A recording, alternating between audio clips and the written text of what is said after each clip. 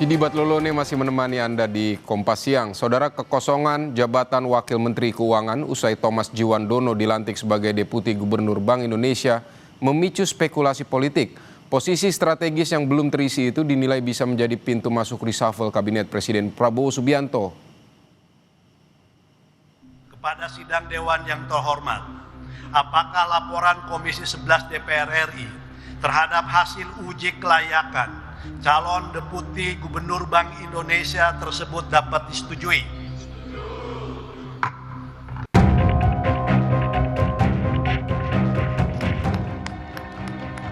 DPR RI mengesahkan Thomas Djiwandono jadi Deputi Gubernur Bank Indonesia periode 2026-2031 melalui rapat paripurna DPR di Senayan.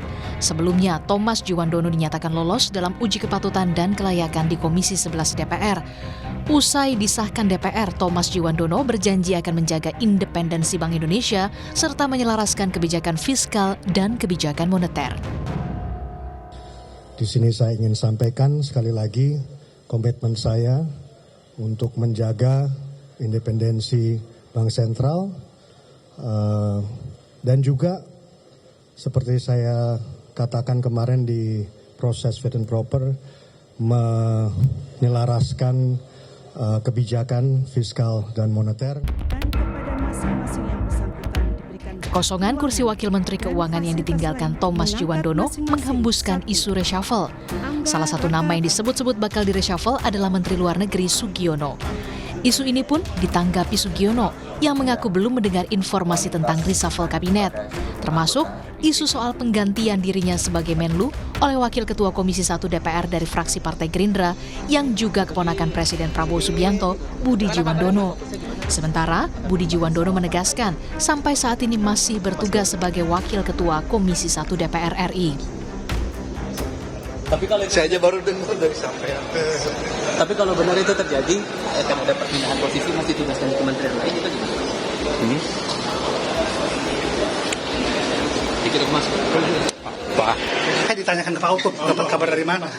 Tugas kita tetap sekarang di Komisi 1. Terima kasih teman-teman, sebentar lagi kita mau raker. Sampai hari ini masih di Komisi 1. Ya ini kita mau rapat kerja. Ya, baik. Isu reshuffle turut ditanggapi Partai Golkar. Partai pimpinan Bahlil Lahadalia tersebut berharap jatahnya tidak dikurangi, meski keputusan akhir tetap diserahkan ke Presiden. Reshuffle itu yang tahu cuma Presiden sama Tuhan. Jadi jangan tanya kami. Sampai detik terakhir juga pasti nggak ada yang tahu. Tapi kita berharap nambah. Ya, kalau Golkar sih maunya yang terbaik lah, karena Golkar punya stok kader yang mumpuni. Ditambah apalagi lebih bagus gitu loh. Jangan dikurangin gitu loh. Tapi kalau soal reshuffle ya itu haknya Presiden.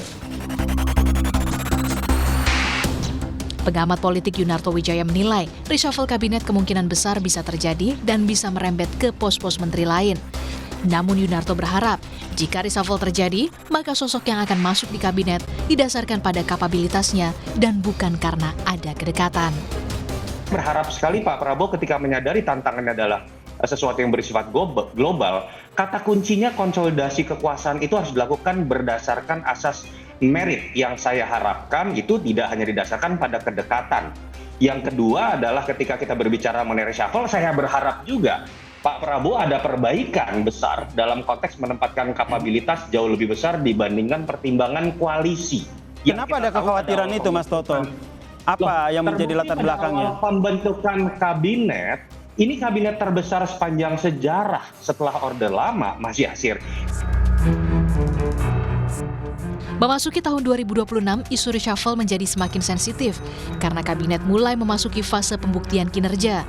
Pada tahap ini, toleransi terhadap kinerja yang dianggap kurang optimal cenderung menurun. Tim Liputan, Kompas TV.